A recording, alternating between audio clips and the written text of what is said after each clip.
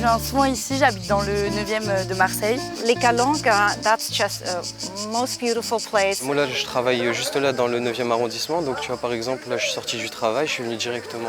In China, social media called Xiaohongshu, and it's very famous. Ça existe dans le monde. Il y a des sites naturels surfréquentés où les touristes se lancent le mot pour dire on n'ira plus jamais parce qu'il y a trop de monde.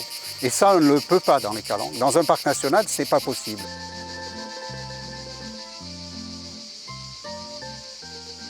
Voilà, donc sur cet espace, à partir d'ici, donc on rentre dans la zone de contrôle d'accès des réservations du secteur de Sugiton où sont autorisées 400 personnes par jour pour toute la période estivale.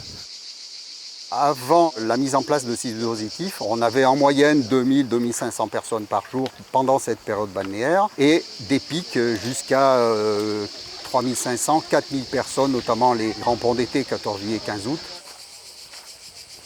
Voilà, donc à partir de là, on voit qu'il y a des petites barrières avec des fils de fer, des petits panneaux qui indiquent ne pas franchir. Et donc à partir de là, voilà, on commence à voir la zone qui a été totalement ravagée par le piétinement, l'érosion.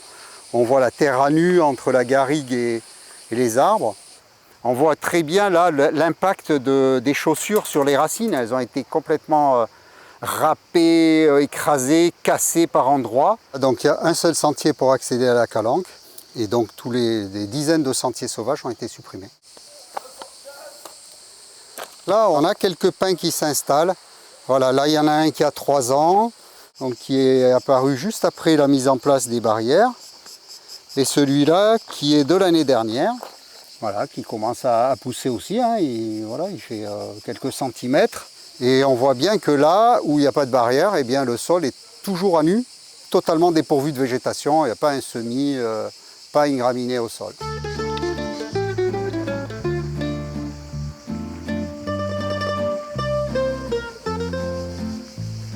Donc là, on arrive dans une zone qui est très particulière avec des espèces protégées.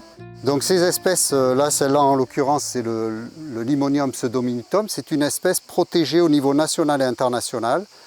Elles ont un rôle très important dans la biodiversité, comme toutes les autres espèces. Elles participent aussi à la constitution du paysage des Calanques. Voilà, quand on regarde ces petites touffes dans les rochers, c'est magnifique.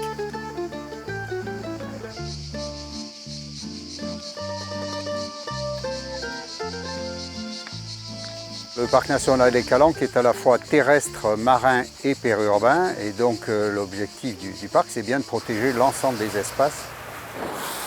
On arrive vers la Calanque de Monasterio, donc dans l'archipel de Riou. C'est un point où se concentrent beaucoup de navires. Bonjour, c'est le parc national des Calanques. Alors, est-ce que vous pouvez me confirmer l'immatriculation du navire, s'il vous plaît? Donc le surtourisme, l'augmentation de la fréquentation, ça touche les Calanques à terre et aussi en mer, d'où l'existence d'une réglementation spécifique à la location de navires et au transport de passagers. On vous arrête dans votre tentative de mouillage là parce que vous êtes sur la Posidonie, qui est une espèce protégée. Donc il faudra mouiller plutôt là où il y a du sable, en tout cas pas sur la Posidonie.